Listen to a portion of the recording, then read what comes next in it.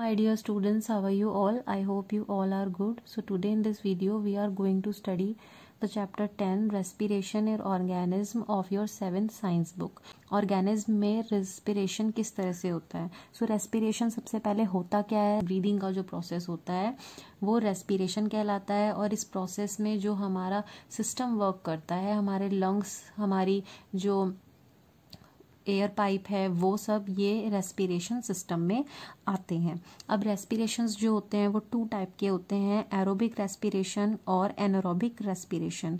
Aerobic respiration वो होते हैं जो ऑक्सीजन की प्रेजेंस में किए जाते हैं, वो एरोबिक रेस्पिरेशन कहलाते हैं। जैसे हम ह्यूमन बींग्स, एनिमल्स, बर्ड्स, ये सब जो है ऑक्सीजन की प्रेजेंस में ही हम रेस्पायर कर सकते हैं, सांस ले सकते हैं।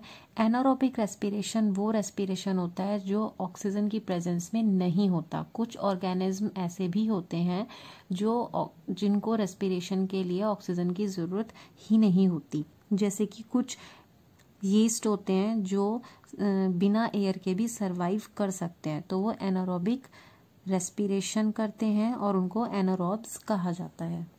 Next, what is breathing? Breathing के बारे में तो हम सभी को पता है। इसमें 2 टर्म आती है, एक्सेल और इनहेल।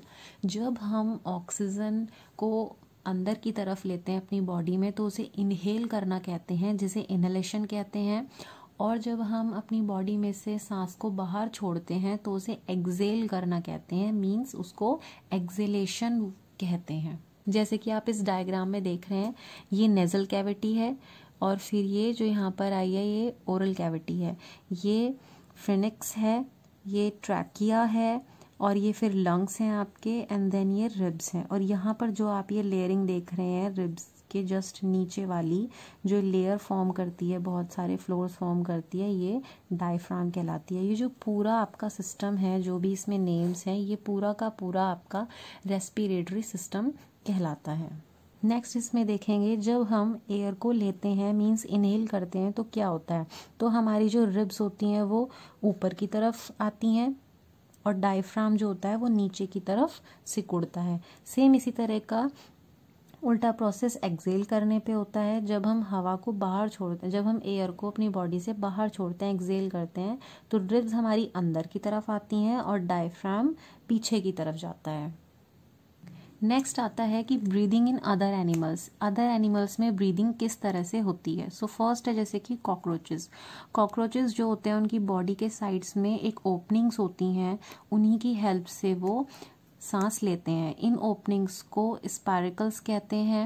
इंसेक्ट्स में जो ये ट्यूब्स होती हैं, इन ट्यूब्स को ट्रैकिया कहा जाता है, जो गैस एक्सचेंज के लिए हेल्प करती है। नेक्स्ट आता है जैसे अर्थवॉर्म है। जो अर्थवॉर्म में जो ब्रीदिंग सिस्टम होता है वो उसकी स्किन से होता है, मीन्स अर्थवॉर्म अपनी स्किन से ब्रीद करते हैं।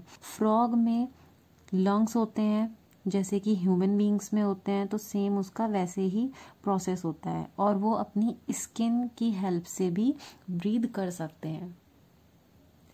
नेक्स्ट है breathing under water. Under water में ब्रीद कैसे करते हैं? जैसे फिशेस के आपको पता ही है, उनके लंग्स नहीं होते हैं, उनके रेस्पिरेशन सिस्टम गिल्स होते हैं, तो वो अपने गिल्स के थ्रू ब्रीदिंग करते हैं। Do plants also respire? क्या प्लांट्स भी रेस्पिरेशन करते हैं? यस, प्लांट्स भी करते हैं, लेकिन प्लांट्स के लिए अलग से कोई रेस्पिरेशन सिस्टम नहीं बना होता, जैसे कि ह्यूमंस में और एनिमल्स में मिलता है। प्लांट्स का हर एक पार्ट एक तरीके से रेस्पिरेशन सिस्टम होता है। उनकी लीव्स में जो स्टोमेटा होता है उसकी हेल्प से वो ब्रीदिंग करते हैं। जो भी मॉइस्चर उनके अंदर से रिलीज होता है वो लीव्स से, उनकी स्टेम से या उनकी ब्रांचेस से बाहर निकल जाता है। सो स्टूडेंट्स, आई होप आपको इस वीडियो की हेल्प से ये चैप्टर अच्छे से समझ में आया होगा। Thank you so much.